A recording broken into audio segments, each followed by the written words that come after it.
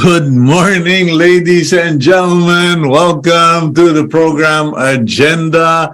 I'm your host, Cito Beltran, thanking you for joining us this morning.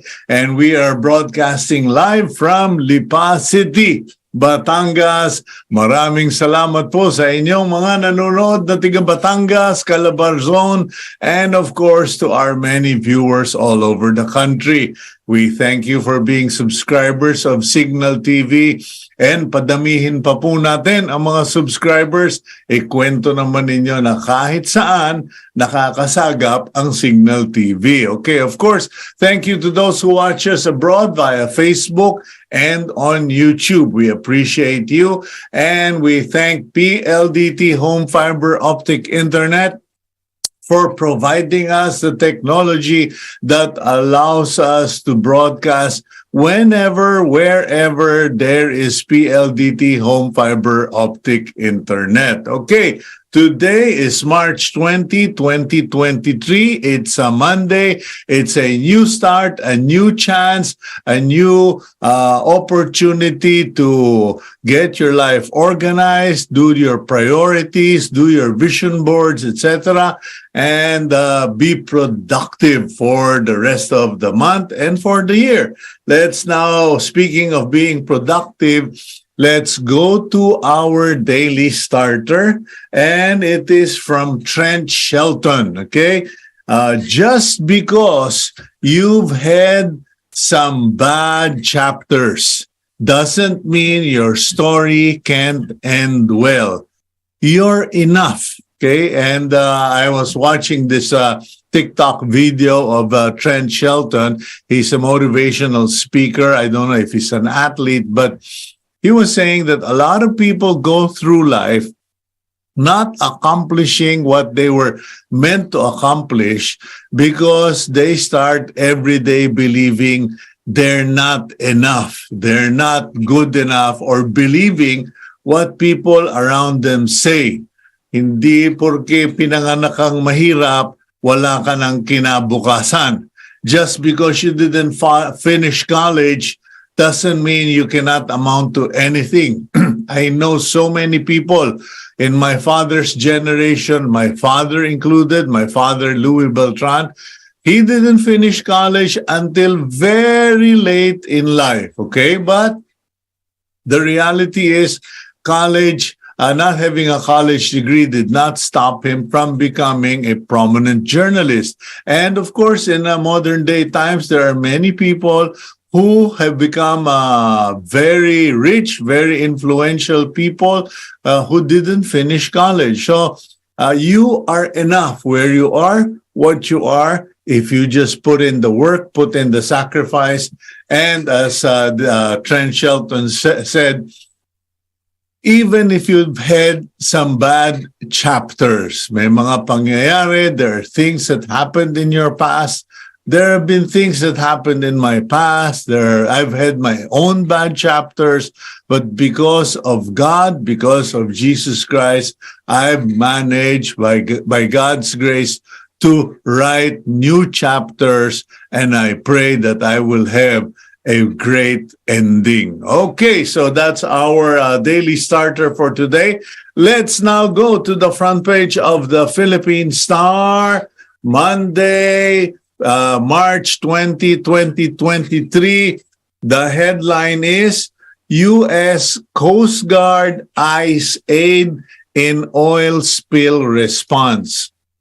Because of a request from the Philippine Coast Guard, okay, Admiral Abu, the U.S. Coast Guard is currently in the Philippines with their representatives, and they are studying presentations made by the Philippine Coast Guard to be able to assess, to understand the situation on the ground, and to come up with their suggestions and what the U.S. Coast Guard can do to help. Excuse me. So yun po ang headline. At the top of the front page, at the header, UP professor arrested in Social Security System case has been cleared. Okay.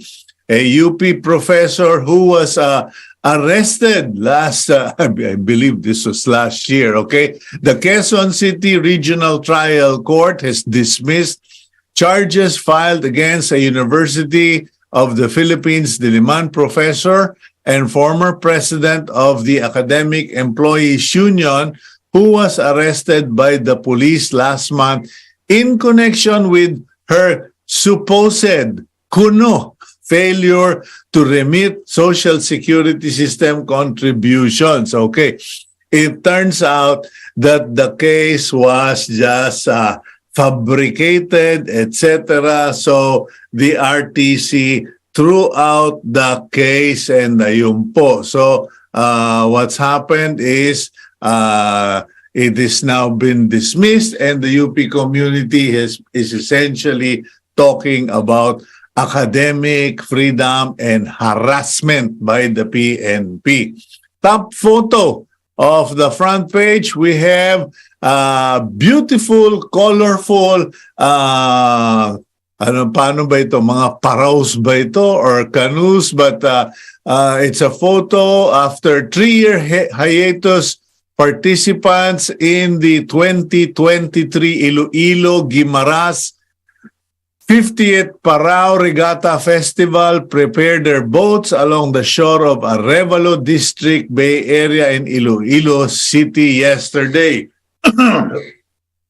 Mayor Jerry Treñas led the festival opening as the oldest boat race in the Philippines. Okay, so yan po, that is a signal that summer is upon us. Okay. Meanwhile, the government is tracking Teves's travel. Okay. The PNP, the DOJ, etc. is coordinating not just with other government agencies, but also with international counterparts. Okay. And they pointed out, we must remember that this is not a simple case. It involves the deaths of 9 individuals, including Governor Degamo. So the whole force of the government is coordinating in solving the crime. So ayan po, malapit na raw po magkaroon ng blue alert or international lookout bulletin, on Congressman Arnulfo Teves. Okay. Meanwhile, woman gets 2 life terms, okay, for child sex trafficking. A woman who sexually exploited minors, including her own daughter, has been sentenced to 2 life terms after a Leyte court found her guilty of qualified trafficking, child abuse, and subjecting minors to online sexual exploitation. Okay, yan po. So, please be aware, beware, because there is an international cooperation. One group is based in Washington, and several mayors and the NBI are working hard to track down all of these child sex trafficking rings and video groups that sell pornography of children. Okay. Meanwhile, speaking of children, according to the United Nations Children's Fund, Filipino children eat more sugary, salty, and fatty foods. Okay, yan po. Which is leading to the high prevalence of overweight kids and obesity according to the UNICEF. So parents, please be aware because right now, akala nyo ang cute ng mga babies nyo. Alam niyo po, pag hindi na sila cute, baka maging diabetic naman sila. Okay. The center photo of the Philippine Star, farmers lay out newly harvested palay or unhusked rice to dry under the sun along a bypass road in San Rafael, Bulacan yesterday. Ewan ko kung nakikita niyo yun sa screen nyo, but in my recent trip to Isabela province, it was nice to see, although medyo shouldn't be, but it was nice to see that the tradition of using the national highway as solar drying grounds still continues, especially in Isabela, where they grow a lot of corn. Okay. Meanwhile, Speaker says jail for non-cooperation in-house onion probe. Okay. Kung napapansin ninyo, madalas pumapil ngayon si Speaker Martin Romualdez. I wonder why. Okay, but Speaker Martin Romualdez yesterday warned resource persons refusing to cooperate or lying in the House of Representatives inquiry on onion shortage that they could end up in detention. Okay, so I cannot stress enough for this resource person the importance of cooperating with the committee. Lie to lawmakers and you will all find yourselves in jail. Ayan po, galit na raw si Speaker. Okay, Go Negosyo holds Women Entrepreneurship Summit. Yung, kita naman nyo sa picture. Go Negosyo held on Saturday the Women Entrepreneurship Summit at the Ayala Mall's Manila Bay in Parañaque City. Leading the event were First Lady Lisa Araneta Marcos, United States Ambassador Mary Kay Carlson, Trade Secretary Alfredo Pascual, and Parañaque City Mayor Eric Olivares. Okay, so ayan po, Go Negosyo founder Joey Concepcion welcomed nearly 1,000 women entrepreneurs who came to learn from seasoned entrepreneurs who spoke at the event. So there you go. That's the photo that you see there. And last but not the least, Senator Grace Poe, who authored the SIM card registration law, says longer SIM registration should not extend scammers' heyday. Para sabi ni Senator, okay lang i-extend yung SIM registration, pero baka naman pinapahaba rin natin yung oportunidad or giving the scammers more days or more time to make the most of their criminal activity. So there you go. That's the front page of the Philippine Star today. Okay, now let's roll out the video. Oh, before we do that, I will just, let me just set it up. I did say a week ago that we would re-invite our guest back then to a part 2, and that was our interview with attorney Jamael Jacob and with managing editor of the tech news site Tech Sabado, Jing Garcia, and we have them today, but let's reintroduce them. Gabriel, please roll out the Betamax. Attorney Jamael Jacob is the privacy coordinator of the Foundation for Media Alternatives. He is also the director of the University Data Protection Office of Ateneo de Manila University. Prior to this, Jacob was the OIC director of the Privacy Policy Office of the National Privacy Commission. Jing Garcia is the managing editor of the tech news site called TechSabado.com. He is also the business and tech editor of the Manila Times. Okay, welcome back, gentlemen, and thank you for making time for the program. Okay, part 2 tayo today, and because people actually liked what we were talking about. Just as a recap, we spoke about the different social media platforms and why people use it, why people avoid it, etc., etc. So let's continue our conversation, which was actually sparked by TikTok for me. I don't do TikToks. I am scared like hell of TikToks, but I have come to appreciate the platform because many motivational speakers abroad have used it. Even pastors, preachers, and institutions have used it to launch clips to further their platforms or their messages. So, Jing, please break the ice. Ika nga nila. Wala lang drinks pare. Ice lang. Okay, Jing, what's your we were having that conversation a week ago. Let's carry on regarding TikTok. Okay, ikaw ba gumagamit ka ng TikTok?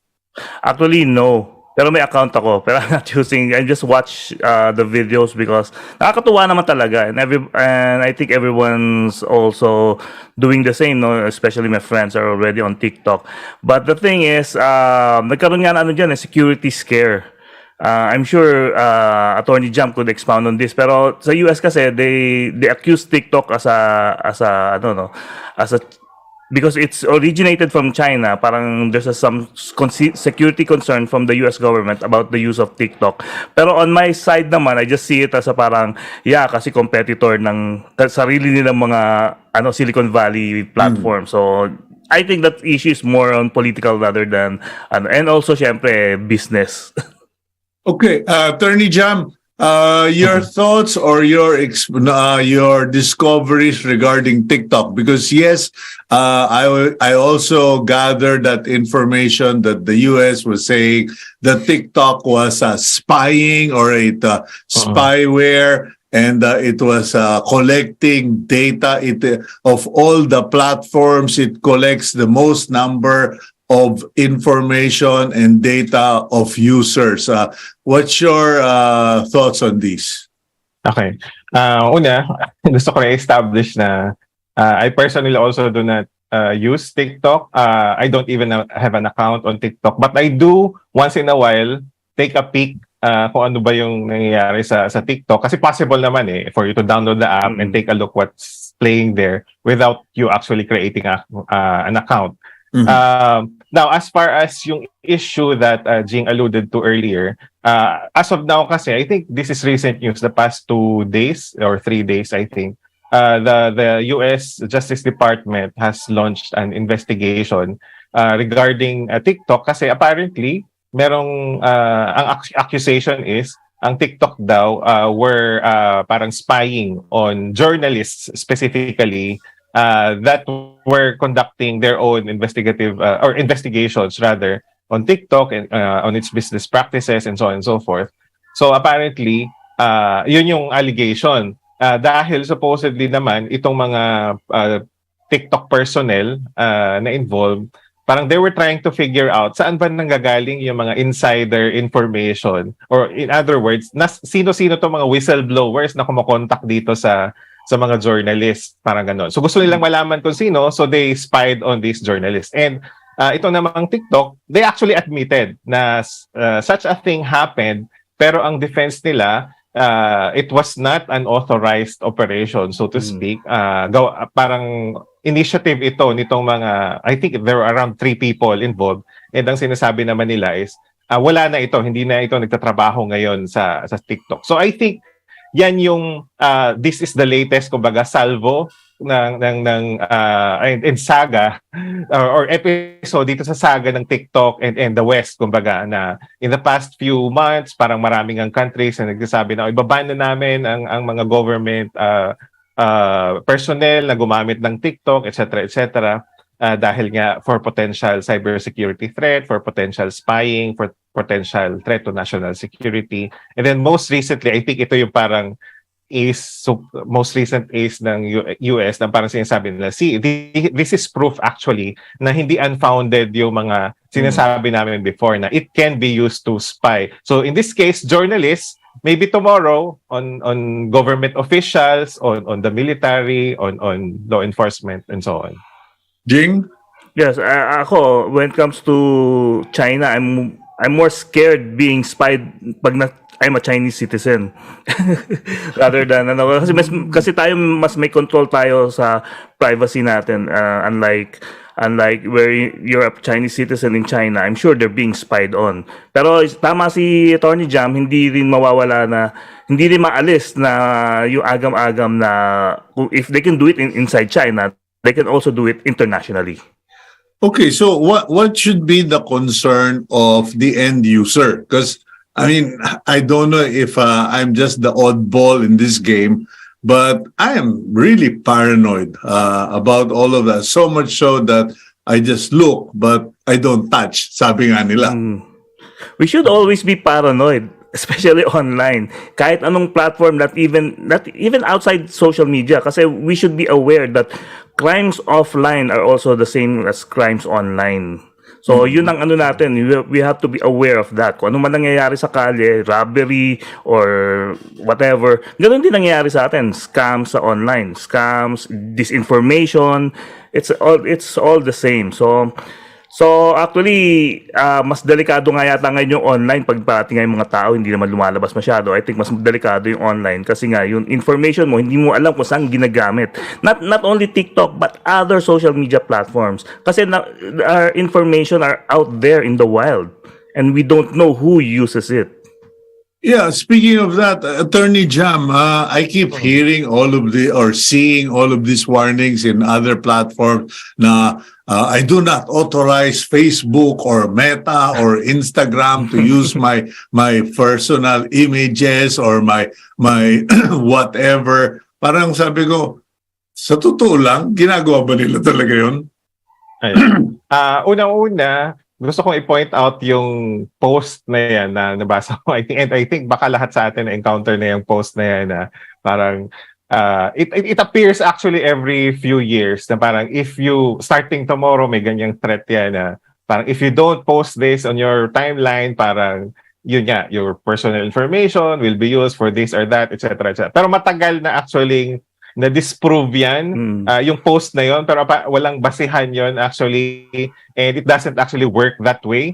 If you want to understand, for instance, if we're talking about Facebook, if you want to understand how Facebook intends to use your information, at least yung parang fine print dyan, all you have to do is take a look at their privacy policy and take a look at their terms of agreement, at na nandoon every time we sign up, and actually it's also available there on their website. Ngayon, when we created an account, we actually agreed to a lot of things already by contract, and nothing like posting or parang posting something like that, a statement like that on our timeline will do anything to change that. If we don't want how Facebook works, ang sasabihin nila is hindi naman ikaw pinipilit na magkaroon ng account sa Facebook, then get yourself out of Facebook. Now, as far as data collection, or yung unang question mo actually is, as an end user, what should be our concern, or what should be we Risks. be talking about? Yeah, or the risks.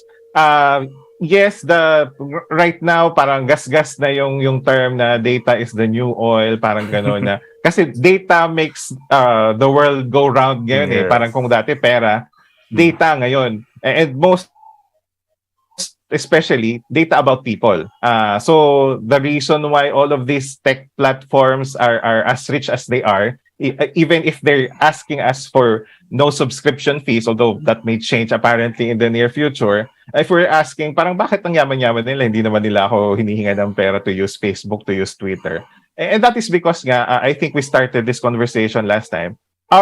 It's our personal data actually that these organizations are using as resources, as commodity, that they sell, or that they essentially sell to companies, to advertisers, and yun yung pinaka-customer talaga nila. So knowing that, our concern actually should be how to, or be conscious of what data, of what information we put out there. So Jing also alluded to this earlier. And ang gusto ko siguro idagdag doon sa conversation is both information that we consciously share, and then information that on the side, we are actually emitting or sharing also with these platforms. Kasi nga, I think most people would think na okay lang naman ako mag-Facebook kasi minsan lang naman ako mag-post dyan or or picture, wala nga ako halos picture, di ko nilalagay. Pero unbeknownst to many, I think, every time we log on Facebook, how long we stay on Facebook or any of these platforms, at sino yung pina-follow natin, ano yung mga nilalike natin, yung sinishare natin, etc., etc. All these things are still information about us. And all of these put together, parang create a very comprehensive profile about us. And ang gusto kong idagdag pa, one last thing, is that Go ahead. ang nakakatakot dito is that hindi ito actually limited na lang while we're on these platforms. Because these same platforms, they're also buying our information about us even when we are outside of Facebook or Twitter, etc., etc. And they are now tying, having link-ups with other parang brick and mortar companies like credit card companies. So pag pinagsama-sama talaga nila lahat yan, sobrang buo na yung information nila about us. And knowing that, I think we should be able to navigate more properly itong Facebook. So we're not saying na completely avoid it, pero at least we know what we are putting out there. So we shouldn't be surprised later on if meron mang something not necessarily very bad happens to us. Pero yun nga, if we're wondering, bakit may mga nagko-contact na sa akin na hindi ko naman kilala, etc., etc. Probably because when in the past we shared our information out there and we did not put too much thought to it, and then ngayon it's haunting us, parang ganun, dahil nako-contact na tayo and marami nang alam yung mga tao tungkol sa atin. Yeah, but medyo I don't know if this has ever happened to either of you two. You attend an event, you're one of the participants or you're a speaker, etc., and then they show your profile and they have photos of you that you never published, you never posted, and biglang, teka, saan nang galing yan? And then I realized that, there are events where people take photos of other people, and before you know it, it is being posted, it being shared or tagged, etc. And it becomes part of the algorithm that they track you with. Jing?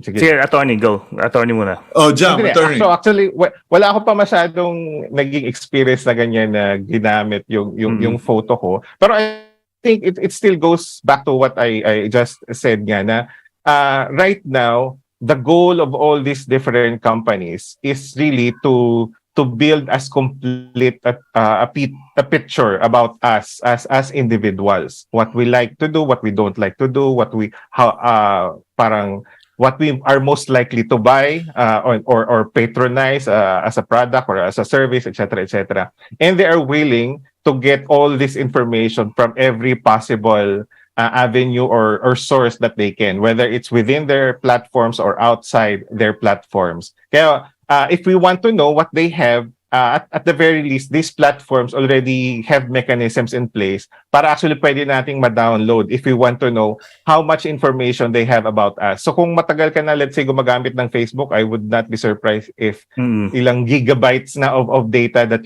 ang pwede mong ma-download from them. Yun. Oh, yes, yung Cito, yung sinabi mong scenario, yun, doon ka dapat maging aware na because everything's public on social media or whatever, not even on social media alone, siguro na sa isang website na i-report ka, may report about you na hindi mo rin alam. Tapos, okay, another report na nandun yung picture mo, nasa background, you should be aware na in public, you're talaga, parang commodity ka na rin. So, yun ang medyo alarming when it comes to social media. Saka gusto ko lang i-connect yung kanina, no? Yung of course we need to be aware about yung mga scams, mga crime, cybercrime na nangyayari sa social media or anything online. Pero hindi lang yun dapat tayo maging aware, pero dapat yun ang number one aware natin, no? Labanan natin yung tungkol sa yung we should be protected against that. Pero how do we protect ourselves from big business? Yun na yung sinasabi nga na talagang They will get all your information, hindi mo alam na gumagawa na silang profile about you, kung anong gusto mong papagkain, kung gaano karaming sugar ang kinakain mo. Talagang malalaman nila kung mahilig ka sa M&M's, talagang bebentahan ka talaga, alam nila, bebentahan ka ng M&M's sa ano. Kahit even if you do chat, if you do that chat, nakikita, nalalaman na Facebook kung may algorithm dun, malalaman nila kung ano yung pinag-uusapan But nyo. this is, Jing, this is all computer, no? These are not Yes. people, na, you're assigned Agent Yes. X44, Tony Ferrer, di ba? Agent X44, you're assigned to Jing Garcia, bantayan mo yung Yes. kanyang... Anonymous ka. Anonymous yung name mo, hindi lumalabas. Pero yung algorithm mo, kumbaga, lumalabas na ganun nga yung gusto mo. Ito, pinaka-alarming sa akin Yung, even other people experience this. Kahit na hindi nila tina-type, nagkukwentuhan lang sila. The phone is listening. The phone is actually listening to you. If you gusto kong pumunta sa mall and I want to check a new Nike rubber shoes, makikita mo maya-maya, puro Nike na ads mo sa Facebook. That's true. Hindi yan yes, not type? Yes. Yeah. Ito lang perfect example Cito na if we're using Zoom, if you push mute, hindi ka talaga naka-mute. Zoom is actually listening to you. Kaya nga pag nagsalita ka, bigla sasabihin ng Zoom sa'yo, I think you're still muted, di ba? May message sa'yo. Kasi it's listening to you. Ganon. Kaya nga yung Apple, nagkaroon sila ng individual security features for all the apps na ginagamit mo. If people wants to be private about a lot of things sa online, you can actually find this settings na you can mute the microphone on Facebook, you can mute on every individual apps that you have. Meron kang individual security settings. Sa Apple yan. Kaya nga nagkaroon ng nagbanggaan ng Apple saka Facebook nung araw because of that feature. Jam? Ang i-add ko lang actually, Jing was talking about apps. Pero ang gusto kong idagdag dyan are the devices that we have. So if you have a smart TV, that's true, di ba, yes. meron, may microphone din yan kasi nga may mga voice command na supposedly. In fact, yung brands like Samsung and LG, a couple of years ago, they actually figured also in another controversy precisely because of that. Because apparently, yung may settings din sila na if you don't explicitly or parang intentionally choose to mute yung microphone niya, even when you're not giving a command, parang they're collecting our voices and what we're saying and then sending them even to third-party service providers. For the most part, hindi naman parang evil kumbaga yung objective nila. Ang sinasabi naman nila is we're using the voices to train our AI better. Para nga mas maraming information na ginagamit yung AI nila, the better they're able to recognize our voices, even with all our accents, etc. etc. Ang problema nga lang is people were unaware na they were collecting our data. So, para lang hindi maging off track, this still ties in sa discussion natin about social media because nga, these devices, ang tawag natin is Internet of Things, ay parang they are still additional sources for even social media platforms. Kaya nga, if you really think about it, minsan mas kilala na tayo ng tech platforms than even the closest people around us. Okay, let's go for a quick break, Attorney Jam, Jing. When we come back, is someone peeking into my bedroom? Do I have privacy even in my own personal space? Kasi that has also become a concern especially for women. And it got to the point where in some places, people would put tape or a clip or something on the cameras of their computers, etc. So let's go for a quick break. When we return, I'd like for you to continue teaching us regarding privacy concerns and security, especially for women. We'll be right back here on Agenda.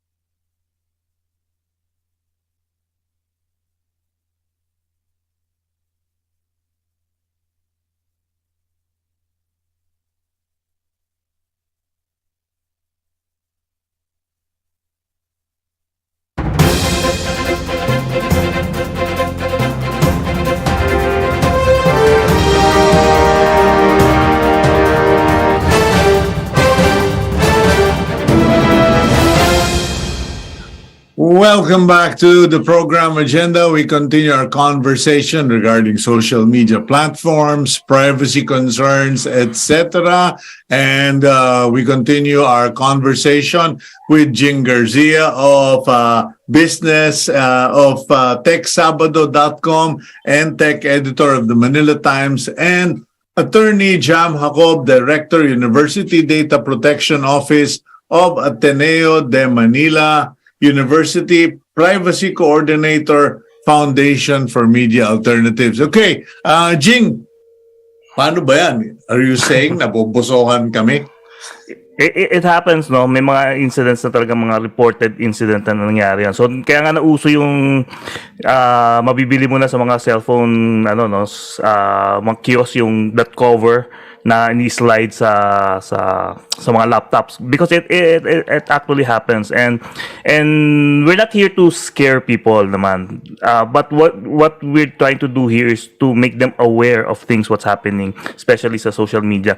Hindi natin matatansya kasi isipin natin, bakit ako on target? Ganun, di ba? Bakit hindi? Diba, yun ang question dun, eh. Kasi isipin nila, sa dami-dami ng tao, ba't ako magiging target ng cybercrime? And wala namang pinipili ang cybercrime, eh. Mga cybercriminals, as long as they can get money or information or yung something they can sell on porn sites, that's enough for them. So people must be aware of their of their surroundings. Hindi dahil nasa loob ka ng kwarto, even yung mga yung mga CCTV cameras, you should be aware na kahit saan meron, di ba? Kahit saan meron, baka mamaya nagbibihis ka o nakahubad ka, nakalimutan mo meron ka palang CCTV camera sa living room mo, and that could also be a security concern. May makakakita niya kasi lang ba yung nauso kasi yung mga CCTV cameras that you can access, di ba, on your phone, para mabantayan mo yung house mo, yung mga ganun. Yeah. And that's dime a dozen now online. So talagang available yan, minsan mga standalone lang, and that could be easily hacked ng mga hackers. Kasi lang naman yan, IP address and your password and the app. That's it. And ang dami-daming nagbebenta niyan sa sa dark web ng mga password ng mga yan. Actually, mayroong website that there's a website for CCTV cameras all over the world. Yung mga walang password, they can just access it, nakalagay lang admin and blank password. Available yan online, and you can actually see people around the world. Mga CCTV cameras based on their CCTV. Yes. Correct. Walang yan. So, CCTV, hindi lang pala social media platforms ang concern natin. It is our phone, as Attorney Jam, you said, that devices, IoT, the Internet of Things. The Internet of Things. Okay, so is there a safe platform, or are pareho lang sila parang lalaki? I think siguro parang hindi naman paradigm shift, pero it's I think changing the way we look at things. Yun yung pinaka important, because for the most part, lahat kasi tayo parang nasisilaw sa convenience or the benefits that all these things brings to us. Like yung CCTV, for instance, sabi nga nila matagal ng misnomer yung CCTV because CC stands for closed circuit. Yes. As soon as they made it accessible online, hindi na siya closed circuit eh. Anyone with access, yun nga, sabi ni Jing, may password, may account, parang ganon, IP address, pwede nang ma-access ang CCTV, ang camera mo. Baka nga ang better term na ngayon talaga is video surveillance system. So yun, parang as to the question of meron pa bang safe place, I guess we go down to parang determining ano ba yung definition natin ng safe place. Parang if safe is parang anywhere where no one is able to parang take a peek or listen to or get a feel of what we're thinking, of what we're saying, of what we're doing.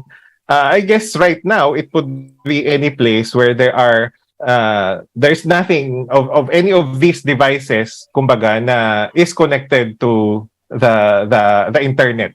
Parang ganon. So whether it be your phone, yan yung parang a survey, parang a spice, parang wet dream sabi nga daw nila, or your TV or your smartwatch or your printer. Meron na rin cases na even your printer na nakakonect sa network, nagagamit na rin yan for spying, etc. etc. So if you have a room or a place na kung saan wala na ng mga yan, then that is probably the safest place that you have. Pero yun nga parang most people would not be willing to trade all of the benefits that these things provide us for the privacy concerns, the security concerns that we've been talking about. So and I guess for us, the job really is to make them aware na parang ito yung trade-offs na you are parang exposed to whenever kung nag-iisip ka naman, parang ang gandang magkaroon ng smartwatch ngayon na bago dahil etc. etc. May trade-offs lagi yan. And I think our job is to make them aware. Kasi nga, for the most part, kaya napapahamak ang mga tao because they are not even aware na yun na pala ang nangyayari. So they are willing to give or to do all of these things without knowing na yun nga, parang they are exposing themselves to a lot of dangers na akala nila parang non-existent.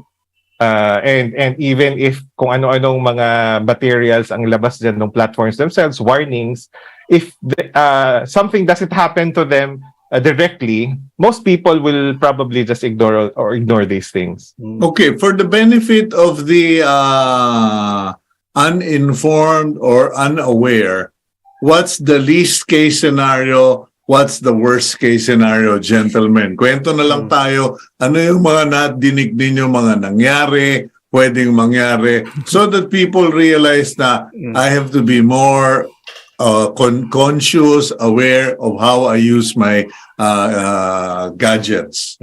Siguro, na-mention kasi ni Attorney Jam yung tungkol sa printer kanina as an IoT. Remember, the biggest bank heist in recent history, yung Bangladesh bank heist, started with a network printer. Kung makikita niyo yung documentary nandun sa YouTube, may documentary about that by Bloomberg. Sa printer nagsimula yan kung bakit nag-start yung bank heist na yan sa Bangladesh. Paano? And nag-report sila na it's a broken printer pero hindi naman, pero pinapasok na pala siya ng mga cyber criminals through the network. So they had to fix the printer, tapos doon nag-start na napasok na nila yung network because of the printer. So ganyan siguro yun yung pinaka-worst scenario. Siguro Well, it's interesting. Sorry, Jing, Yes. Kasi journalist tayong dalawa, si Jam naman, attorney. It's interesting kasi parang na-modernize lang yung taktika Yes. I remember in the days of my father as a journalist, ang ginagawa ng mga magagaling, those who are really enterprising, they will look for carbon in the waste basket, in the steno machine, so that they can get inside information or nililigawan nila yung mga sekretarya. So those are the sources. And they're like the modern day Siri, modern day printers, di ba? Kumbaga, pag na-access mo yon, makukuha mo lahat ng data that was printed or distributed in an organization. Yeah, parang ganun nga. Tama ka na, modernize lang yung ang problema dito, mas mahirap hanapin yung digital footprint nung hirap habulin. Like for example, till now, hindi talaga nila nahuli kung sino yung perpetrators nung Bangladesh bank heist, except for one local bank manager na kamalas-malasan siya lang ang nakulong. Anyway, siguro pinaka-list na, hindi ko siguro masasabing list, pero siguro mama-max out yung credit card mo. Not by the cyber criminals, but by you. Because of so much information about you, na profile ka, napilitan ka bumili ng mga bagay-bagay online. Yun ang siguro na, pero the problem is nasa sa'yo na yun. I met someone who's like that from the States na ang liliit, small things, but apparently her algorithm profiled her na she's crazy about these little things at this price range. So labas sa kanyang phone, click naman siya ng click, ng buy and buy. And then when she came back to the Philippines, halos sabihin mo na lang, sako-sako bag-bag ng mga ballpen, flashlight, keychain. Sabi ko, what do you do with that? No, I just love them, I click them, etc. So, you're right. Ako, di ako magano, pero sabi ko nga, kilala na ako ng Lazada sa baba. Sa baba ng building, dating yung mga Lazada packages sa baba. Anyway, when it comes to protection, we should not depend on third party for protection. Yung mga, even the companies, even the mga cybersecurity companies, the protection must start from yourself. Ikaw ang frontliner. Let me just ask a quick question kasi lagi ko nakakalimutan. Last time, nakalimutan ko itanong. Location setting.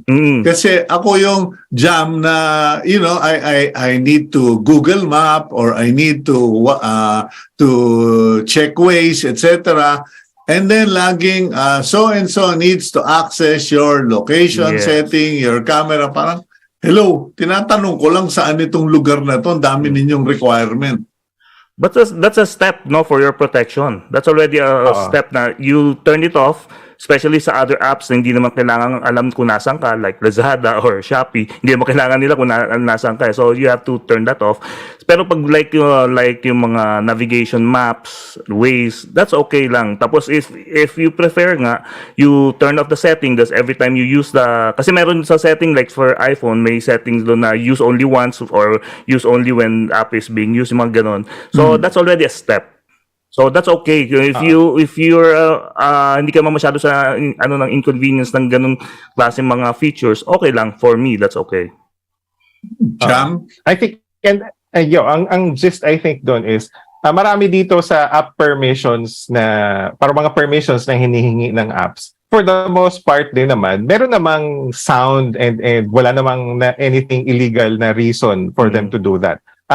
We touched on location, for instance. Another would be photos. For instance, if let's say Facebook or Instagram access to your camera, your photos, your camera, your files, yes. It makes sense kasi you post photos naman talaga sa Facebook, you post photos sa Instagram, etc., etc. Maging conscious tayo though, if mag-install tayo ng app na wala namang kinalaman, di ka naman expected na mag-take ng photo or mag-share ng photo, and yet it is asking for our permission na i-access niya yung camera natin or yung photo album natin sa phone, doon tayo maging conscious. And I think yan yung naging parang core doon sa issue with the online lending apps na maraming tao na hindi sila aware na parang binibigyan ko pala ng access yung app sa aking mga contacts, and then later on they find out na kamag-anak nila, boss nila, kaibigan nila kinokontak na pala dahil sinasabing si Jam hindi yan nagbabayad ng utang niya, etc., etc. Tapos nagtataka sila parang paano nilalaman sino yung boss ko or sino yung kaopisina ko, etc., etc. And then I've actually encountered people na mga tinawagan and hindi sila aware na ganun din yung nangyari. So nagalit sila doon sa yung isa parang former employee niya. Sabi niya, di ko alam, ginamit na pala akong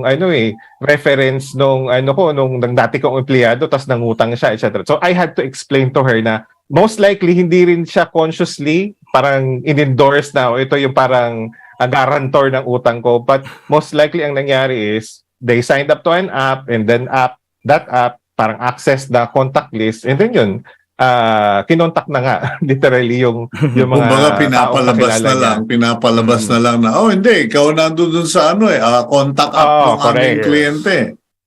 Sa totoo lang naman kasi sa totoo lang naman nobody reads the end user agreement. We always go to the bottom and check agree. Bakit? Ikaw ba binasa mo yung marriage contract?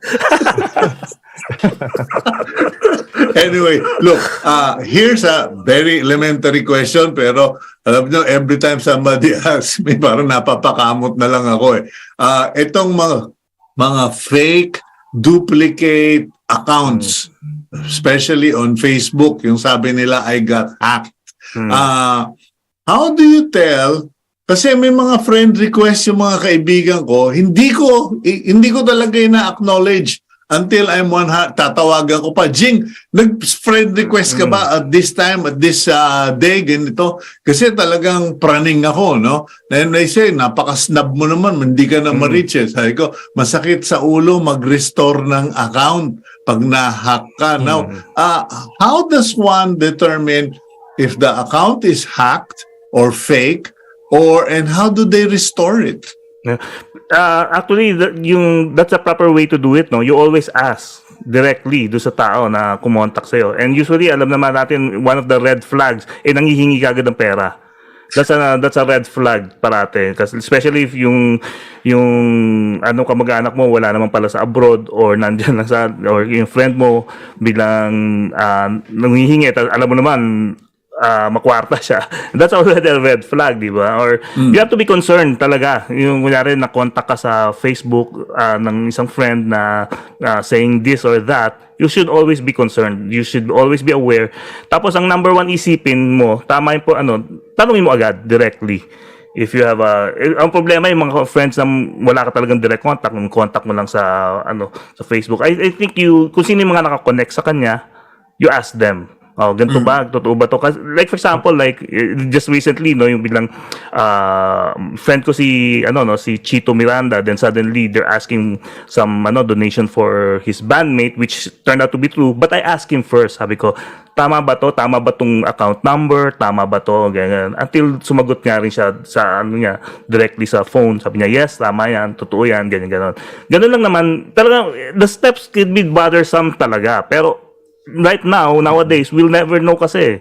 So we have to be aware and to be secured, 'di ba? Yun lang talaga ang isang way. It's up to us hindi natin pwede asa talaga sa iba nasa atin talaga, like I said kanina, tayo yung frontliner for security. How complicated is it to restore your account? Some people don't know how to do it. With over 2 billion Actually, Facebook users, baka mabagal sa Facebook. Attorney, sorry. Jam. Hindi. Siguro dagdagan ko lang yung sabi kasi ni Jing na as far as these accounts are concerned, the fact kasi na hindi naman ibig sabihin na may magkapareho kayong pangalan. Parang there's something fishy there already. And I think dyan, parang naging issue yan during the pandemic. Yung ang daming duplicate accounts, hack na daw sila automatically. Parang hindi, it doesn't work that way. Unless ganun ka sobrang unique ang pangalan mo. Parang, di ba? O kilala mo itong bilyon-bilyong tao sa mundo at masasabi mong wala talaga ako dapat kapangalan. Di ba? Parang imposible din naman yun. And then second, as far as yung securing, rather recovering itong mga accounts naman na to, you really have to go to the platforms. Meron naman silang mechanisms for that, account recovery, and it would usually involve them asking you to provide or proof of your identity. Kaya nga, dito din, this will also play into if nagikang honest din sa pag-create ng accounts. Because if you are one of those people also na sobrang paranoid nga, tapos parang hindi ka naman talaga nagsasabi ng mga totoo about your real name, etc., etc., yun, I think, in that particular situation, it will be very hard for you to recover your account kasi kung yung account mo in the first place, hindi naman pala nakapangalan sa'yo. Pero kung let's say if you're a verified account, so as far as these platforms are concerned, alam nila yung identity mo, then all you need to do really is to provide proof of your identity. And these different platforms have mechanisms for that. Okay. So you just go to the platform, it can be restored, etc. Wow, we covered so much area. Talagang ngayon ko lang nadinig, Jing, yung sinasabi niyong dalawa na sa telepono, nag-uusap ka na lang, wala. Because I always say that, stop texting, call the person. I don't care if it's more expensive, it's safer. Pero hindi rin pala siya safe. Yes. Even yung phone mo, pag sorry, attorney, kahit yung phone mo nakalapag lang sa lamesa, nakikinig sa'yo. Tama nga si attorney, even yung mga smart TVs, they can know if there's someone still watching, tapos mag-go off na lang siya bigla. That's already part of that, of that network. Okay. Attorney, sorry. Sige, go. Attorney. Hindi, actually, ako ganun din lang naman Going back again to that idea of being more conscious na itong mga bagay na to, they are doing a lot of things for us.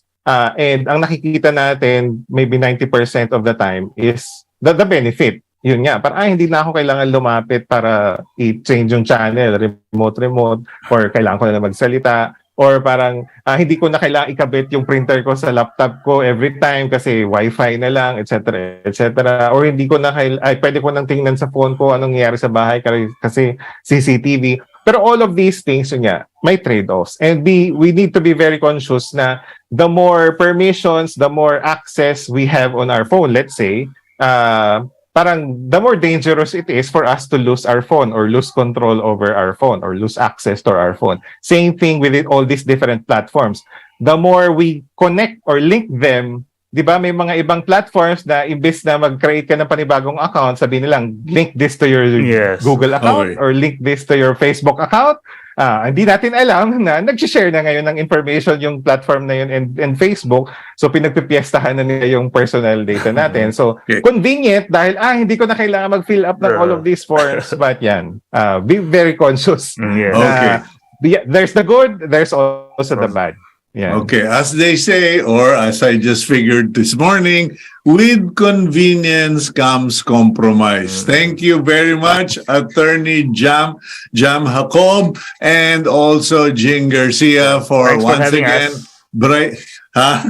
Thanks for having us. Brightening our morning with so much information. Medyo yung mga ayaw mabusohan, pag-aralan nyo na yung mga devices nyo. Thank you very much, gentlemen. Have a great day. Welcome. Thank you. Thank you. Okay, let's now go to our blessing for the week. And let's go here. It comes from the book of Romans chapter 15, verse 13. Okay, may the God of hope fill you with all joy and peace as you trust in Him, so that you may overflow with hope by the power of the Holy Spirit. God bless all of you. I'm Cito Beltran, thanking you for joining us this morning. Have a great day, and please keep it here on One News.